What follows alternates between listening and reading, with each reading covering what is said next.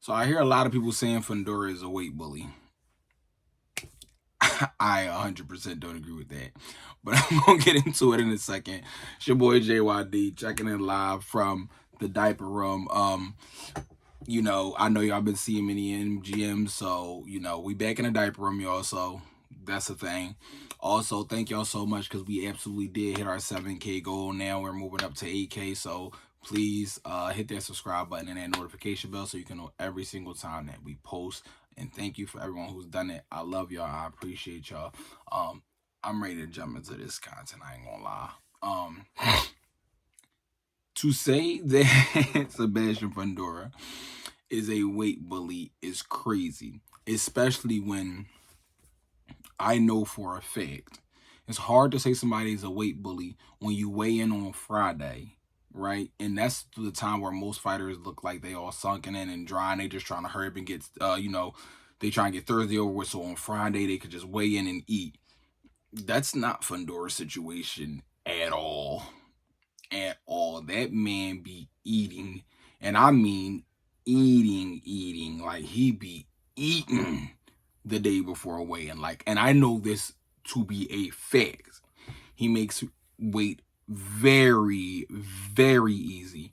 If you were a weight bully, that wouldn't happen. People are saying like, oh, he's potentially starving himself to be that height and then that weight, and then no, that's not how that works. If you look at Kevin Durant, for example, his rookie year when he came into the NBA, does no one remember what his frame looked like?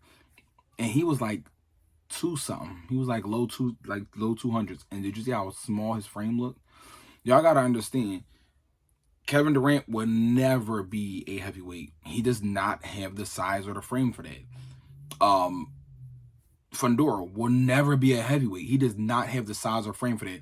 Someone tried to quote to me about BMI. BMI has been proven to be such BS so long ago, dog. BMI is not a thing, and it is not. Especially, it's not for everybody. Especially, depending on circumstances, the person, and so many other different moving pieces. That's not how this works. But also, to say that he's a weight bully, you have to be able to make that consistent. So Mike Tyson was a weight bully. Marciano was a weight bully. Dwight Kwawi was a weight bully. Joe Frazier was a weight bully. Usyk is a weight bully. They're short. They're all short, and they're height-wise not supposed to be heavyweights. They're weight bullies. They're just super undisciplined, and they can't stop eating. So they just ate up in weight because they don't want to make the weight. What they should be doing is eating down to their size, right? They should be working harder and eating down to their size. But then you won't get people in the comments like, no, that's not the same thing, because sometimes shorter people genetically, they're made different, XYZ. Yeah, and super tall people are genetically built different as well. So if you're going to have it one way, you got to have it another way, right?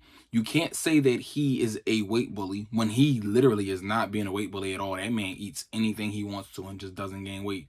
When all those heavyweights I just named are not supposed, height-wise, they're not supposed to be heavyweights. And I just named 5 of the best heavyweights in boxing history. These are historic names that I just named in boxing history, and they were all super short heavyweights, including Evander Holyfield, right? And if that's the case, like I said, they need to starve themselves. They need to starve themselves, and they need to stop eating so much. If they was more disciplined, they'd be able to make the weight of 60 or 68. No, that is not genetically how they're built. Also, y'all keep saying that this man is a weight bully and he need to fight people his size. He's only beating people because he's so much bigger. Do we forget that he has a draw and a loss on his record? Why are we forgetting that he has a draw and a loss? Not only does he have a loss, he was knocked out in his loss. Do we all forget that Brian Mendoza knocked him out in his loss? And this is no disrespect to Fundora, because I like Fundora. Fundora's cool. Much respect, much love to him and his family. I met them guys over the weekend. It's super dope. Even when me and him crossed paths initially, I had no idea who he even knew who I was, and he was like, "No, like, dog, I rock what you got going on, bro. Like, word, me, his sisters, but his folks was just all super cool. So this ain't no knock with me saying what happened, but yes, he was knocked out by Brian Mendoza. Why are we acting like his height means he can't be touched? Why are people saying that Keith Thurman, he was way bigger than Keith Thurman and taller. He shouldn't have fought Keith Thurman and Keith Thurman 37. Keith Thurman is a warrior who only has taken one loss. He only took one loss prior to this weekend, and that was to Manny Pacquiao. Why are we acting as if Keith Thurman is just some guy? He's not just some guy. On top of that, Keith Thurman is a warrior and a vet. And Keith Thurman being out of the ring so long is no one's fault. Do I know the personal reasons as why he's been out of the ring? No idea. But that is Keith Thurman. Keith Thurman can get fights whenever. Now, if there's something going on in the background where he can't, I'm sure I don't know his personal life. But for whatever reason that Keith Thurman is out of the ring, Keith Thurman is out of the ring because Keith Thurman wants to be out of the ring for whatever he has going on. But a name as big as Keith Thurman can fight anybody. Now, if it's money issues or something like that going, I mean, not saying that he's going to do money issues, but like if on the negotiation table, if there's like money issues where he like, it's not enough for me to fight, then I get that. But that is still a choice that he's making. Keith Thurman doesn't fight often. That's Keith Thurman's business. But stop acting like him being out of the ring was because of anyone else's doing. Somebody forced him to be out of the ring. No. Keith Thurman's also, like I said, a warrior. He's not just looking to just take any old fight. Keith Thurman's resume is very long. Keith Thurman loves the moment. He loves the spotlight. He loves being in these situations. So stop saying, oh, Keith Thurman is old and over the hill. No one forced Keith Thurman to sign that contract. Why are we saying Keith Thurman is over the hill and old and all that stuff like that's applicable? That's not applicable, especially not when you train and you walk and you talk the way Keith Thurman does. Keith Thurman pops it off at the mouth. He pop it off at the mouth. So why are we acting like, no, all the stuff that you said you was going to do, I was there live for the press conferences. I was there live when he was popping it, how he was popping it, the weigh-ins and everything. I was there. That man came out and had a bunch of kids, all them kids and his trainers walking out with axes, saying they was chopping down trees. I'm yelling timber. He was playing that song all week. Oh, when I touch Fundora, his body gonna make him, even if he don't want to, his body gonna make him remember. In the back of his mind, his medulla oblongata and all this stuff, his body gonna, when I touch his chin, and I don't even gotta touch his chin, I can touch his body, I can touch anywhere, and he's gonna remember, he's gonna feel that power, and even if he don't want to, his body gonna make him shut down on him. That's how he was talking. These are direct quotes from Keith Thurman. These are direct quotes from Keith Thurman. Keith Thurman coming out, throwing shirts to the crowd. We're going to knock him the F out this weekend. We're going to knock him the F out. Watch this. I belong here. XYZ, all that. Bro, I have to hold you to those standards. And Keith Thurman truly believed that he could beat him. Do I agree with the stoppage? I don't necessarily agree with the stoppage off the strength of everything that what Keith Thurman said in his post-fight interview. I do believe you got to let Keith Thurman fight, because, again, we've seen Fundora be stopped in the later rounds. And in order to stop a guy like Fundora, man, you're going to have to take some shots. You might have to take some punishment. But Mendoza wasn't winning that fight before he knocked out Fundora. He was not winning that fight. He wasn't. And this is no knock on Mendoza, because me and Mendoza showed mad love. I didn't know Mendoza knew who I was. Boom. And when me and him showed mad love, I got a lot of respect and love for Mendoza, like, word. Even before I met him. Like, so this ain't no knock on him, but he wasn't winning that fight before he knocked out Fundora. But if the referee would have said, hey, look, Mendoza, you ain't winning this fight, man. This John, I'm going to just save you from the punishment. Yeah, I get it. They were going back and forth, and it was a different type of fight. But still, he wasn't winning that fight. So if the referee decided, like, all right, I'll see. No. It happened. He caught him with the shot. The difference was Keith Thurman was more doing lateral movement, so it could have been seen as he was retreating more. But I'm be honest, looking at Keith Thurman's face up close, I understand why the referee stopped it. But I don't agree with it. I understand 100%. The referee has a job to do. He like, dog, you taking a beating. You're taking very bad punishment. And he was, in fact, taking very bad punishment. We have to be clear on it. But do I agree with it? No. And maybe that's just the warrior in me, because I know what we sign up for. So I agree with Keith Thurman. I understand why the referee stopped it. I understand. I agree with Keith Thurman, though. I don't think there's a right or a wrong, because the warrior in me says, no, you got to let that man go out how he's supposed to go out. But the referee in the atmosphere, because there ain't no referee in me, but the referee in the atmosphere says, I have a job to do and I gotta do my job. But we have to stop this narrative and this notion that Sebastian Fundora is some form of weight bully, XYZ. When he got beat by someone, I have a picture of me and Brian Mendoza on my page right now, on my Instagram. If you don't believe me, go look at it and see how tall Brian Mendoza is. Brian Mendoza is shorter than me.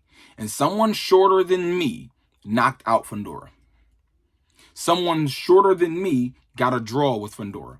Stop pretending he's some unbeatable force because he's taller than everyone. That's not why he's not losing. He's not losing because he's simply better than them. He's better than them. That's just the truth. He's better than them. And even if he's not better than them, he's better than them on that night and he's walking away with the win. Bottom line, it has nothing to do with the fact that, oh, he's a weight bully. It has nothing to do with that. And on top of that, my last point, if we are saying that this man is a weight bully, that means he is putting himself through severe eating disorders in order to make weight, right? He's putting himself through severe eating disorders to make this weight.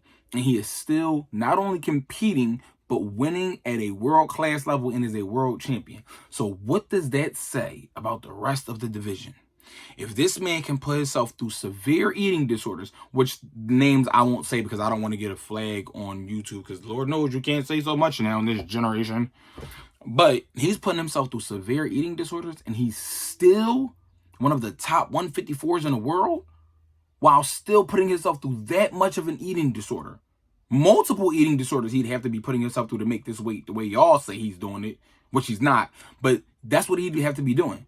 And he's not on no PEDs. So you mean to tell me he's putting himself through all of this, not on no PEDs, and still somehow the next day he's just in perfect form? That's not how eating disorders work. That's not how any of this works. This man is simply doing this because he's better. Don't agree? Talk about it in the comments. Or don't. I don't care. The truth is the truth. That man's not a weight bully. He's just better.